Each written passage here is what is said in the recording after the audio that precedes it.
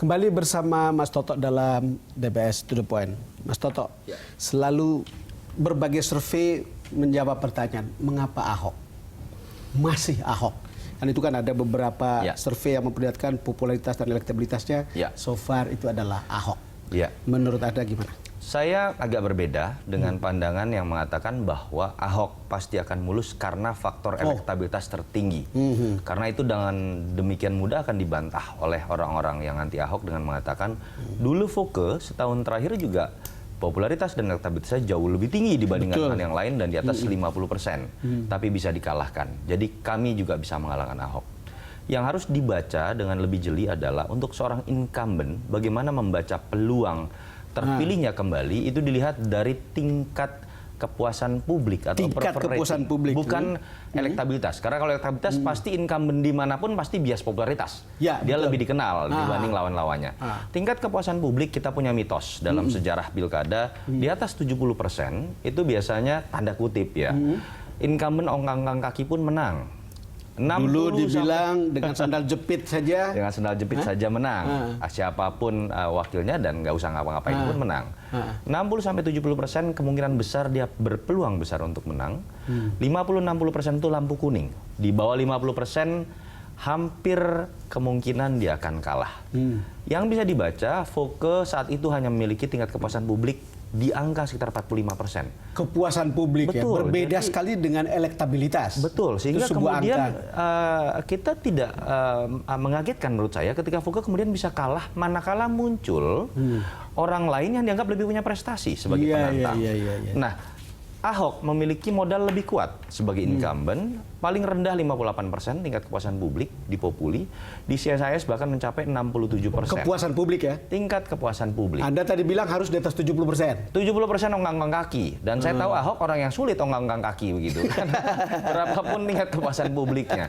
Ini yang menurut saya menyebabkan pertarungan menjadi lebih mudah. Faktor kedua adalah siapa calon lawannya. Lawannya bukan? Kalau kita lihat rasionalitas pemilih masyarakat Jakarta, kenapa 2012 memenangkan Jokowi dengan Ahok? Bukan memenangkan Hidayat Nur Wahid yang lebih dulu malang melintang di level nasional. Bukan memenangkan Faisal Basri yang lebih dahulu memiliki popularitas sebagai pengamat di level nasional. Ketika kita bicara Jokowi dengan Ahok, jelas. Yang satu adalah wali kota Solo, yang sudah punya bukti konkret di Solo. Belitung Timur yang sudah punya bukti konkret di Belitung Timur. Ada track record real yang bisa dinilai secara rasional, bukan pemimpin yang sekedar populer. Bukan karena sudah dikenal. Betul. Tetapi orang lihat track record. Itu yang menyebabkan kenapa saya mengatakan di awal yang bisa mengalahkan Ahok adalah saat itu Risma dengan Ridwan Kamil. Karena dia punya track record yang sama, modal sosial yang sama seperti yang dimiliki Jokowi yang bisa dilihat dan sudah dirasakan. 2012. Tapi kalau Yusril Issa Mahendra, Adi Aksa Daud, mereka malah melintang di level nasional. Sandiaga Uno. Tetapi mereka adalah pemimpin yang hanya memiliki tingkat persepsi baik di sektor tertentu, dan itu terbukti di tahun 2012 bukan modal sosial yang cukup untuk menjadi penantang. Pernyataan Anda sangat menarik supaya kemudian teman Ahok juga tidak bisa ongkang-ongkang kaki. Walaupun Anda sudah katakan Ahok bukan tipe orang yang ongkang-ongkang kaki. Tetapi begini, ada beberapa survei yang memperlihatkan, misalnya dari CSIS saya tahun 2016 Januari yang memperlihatkan mengapa suka Ahok. Ini kan ada perbedaan antara suka, memilih, lalu kemudian puas. Betul. Kan gitu kira-kira ada hal yang. Ini ada cerita dari survei ini, coba kita lihat grafisnya.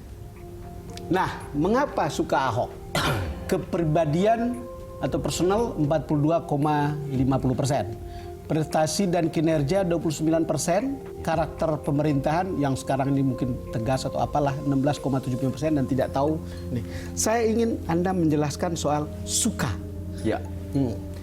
Memang kalau kita lihat dalam demokrasi kultus di negara kita ya, bagian dari ketika rasionalitas pemilih kita sebetulnya belum matang secara menyeluruh, faktor emosi terhadap tokoh, kesukaan atau ketidaksukaan, like or dislike, itu masih menjadi faktor utama. Like, dislike, tahapan selanjutnya kita masih berharap sebetulnya faktor kinerja itu yang menjadi faktor pertama.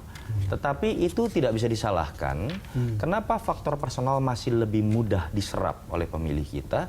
Karena kita masih bicara mengenai bagaimana masyarakat ini masih terjebak dalam situasi saya muak terhadap politik, saya muak terhadap elit, saya tidak percaya terhadap elit. Sehingga tahapan pertama yang harus kita lihat terlebih dahulu adalah bagaimana mencari elit yang bisa disukai.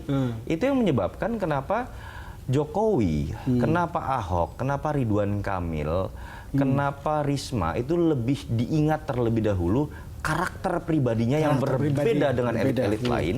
Baru ketika mereka percaya orang-orang ini bisa bekerja dengan baik karena punya diferensiasi karakter dan terlihat hasilnya, ya, kita baru kemudian melihat hasil kerjanya. Nah, apakah ini suatu hal yang positif? Belum mencapai tahap ini. Menurut saya suatu hal yang masih menjadi titik lemah dalam demokrasi kita, tapi itu proses yang menurut saya harus dilewati begitu ya. Termasuk ternyata terjadi pada Ahok. Yang kita sayangkan pada akhirnya adalah kerja keras Ahok terlebih dahulu harus kalah dan menunggu tingkat kesukaan orang terhadap gaya karakter dia yang berbeda.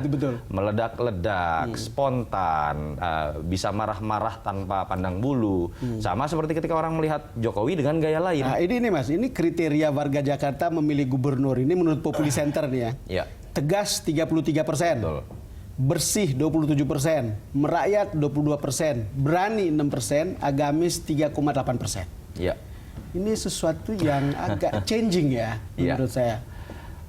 Dulu kita melihat faktor merakyat ini seingat saya lebih besar. Pada masa Pak Jokowi di tahun 2012, bahkan ketika saya melakukan survei-survei di tahun 2013 menjelang Pilpres. Tetapi yang kita lihat untuk masyarakat Jakarta, faktor bersih ini sekarang sepertinya mulai lebih mendominasi ya. Yang saya lihat suka atau tidak, ini mungkin juga sebagai bentuk kelatahan secara positif dari apa yang dimunculkan oleh Ahok. Kalau kita lihat kan inspirasi apa sih yang dimunculkan oleh seorang Jokowi dengan Ahok? Ada hal yang berbeda. Ada hal yang sangat berbeda, betul. Ada hal yang berbeda. Jokowi jelas ketika orang tanya siapa Jokowi, orang dekat dengan rakyat. Itu betul. Dari survei tahun September 2012 ini Mas, itu bisa dipercaya dan bersih dari korupsi, itu Jokowi. Betul. 59%. Orang menyenangkan, ramah dan hangat 81%. Dan itu beda sekali dengan Ahok, bukan? Ahok, ya. Saya ingin Anda baca perubahan ini. Iya, saya pikir ini akhirnya tadi bukan budaya latah ya, kelatahan yang akhirnya dimunculkan oleh masing-masing pemimpin sehingga menular ke masyarakatnya. Jokowi ketika lebih banyak menunjukkan aspek kedekatan masyarakat dengan belusukan, lebih banyak berbicara mengenai bagaimana pemimpin harus dekat, melihat langsung ke lapangan, sehingga kemudian itu menjadi inspirasi buat masyarakat bahwa menjadi pemimpin bukan hanya pemimpin politik, tetapi itu terkait pertama-tama dengan aspek kedekatan dengan bawahan, bagaimana bisa merakyat. Berbeda dengan inspirasi yang dimunculkan oleh Ahok ketika menjadi gubernur. Yang harus ditunjukkan adalah bukan saya masuk ke gorong-gorong, dia tidak mau loh ikut masuk ke gorong-gorong, ikut jorok-jorokan begitu. Tetapi yang ditunjukkan adalah ketegasan sikap bahwa sebelum memimpin pastikan dulu Anda adalah orang paling bersih. Sehingga kemudian Anda bisa membawa pengaruh besar buat sistem yang Anda bangun. Mas Toto, kita jeda lagi. Pemirsa, kami akan segera